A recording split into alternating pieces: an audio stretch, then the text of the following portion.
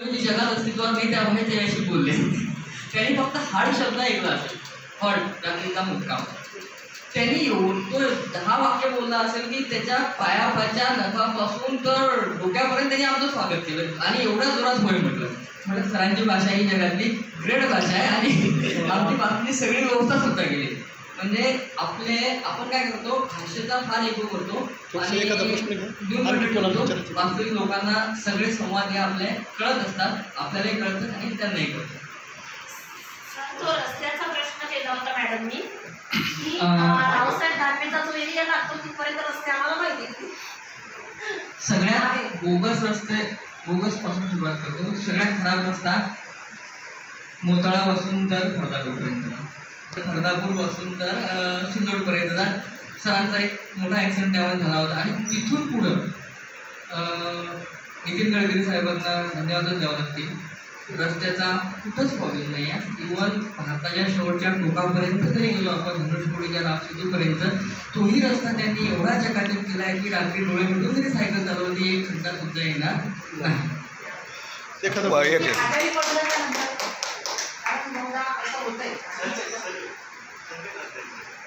सगळ्यांचा एक एक टर्न होऊन गेला.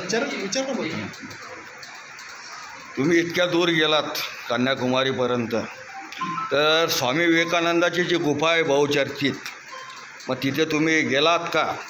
आणि तुम्हाला काही असा नॉन बायोलॉजिकल काही अनुभूती आली का? असं याच प्रश्नाची वाट बघत होतो. तो मी लिहून झालाय.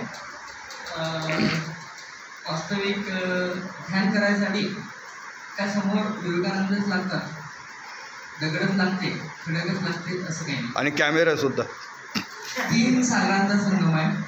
3 सागरांच्या संगमावर तसंही बसलं तरी आपलं तिथं लागू शकतं.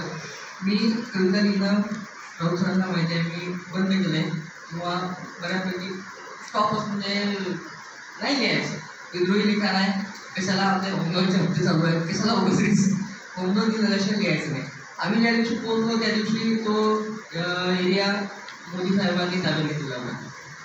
त्यामुळं ध्यान मंदिरात जायचा प्रश्नच नव्हता. सकाळी उठून फक्त जाऊन बसलो बाजूच्या ज्या ठिकाणी प्रोटेक्शन नव्हतं त्या ठिकाणी जाऊन बसलो होतो. तिथं सहज बसता बसता सुचलं, संध्येत समुद्रावरल्या लाटांची मैफिली मागे, संध्येत समुद्रावरल्या लाटांची मैफिली मागे, मौनात मिटवत जाते बेताल जिन्याची ठिकाणी. सोपवून लाटावरी ग सारी भव्यासाची वाळू, सोपवून लाटावरी ग सारी भव्यासाची वाळू, उत्तरायण क्षणांच्या साधीच वचने पाळू. श्वासांच्या व्यस्ततेचे थोडे मंदावून चक्र, श्वासांच्या व्यस्ततेचे थोडे मंदावून चक्र, हटते का पाहू थोडी जीर्णतेची दृष्टी वक्र.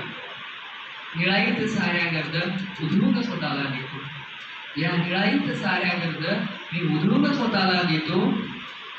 या भूमीत वाळूच्या मी मलाच नौका होतो, या भूमीत वाळूच्या मी मलाच नौका होतो. सर एक प्रश्न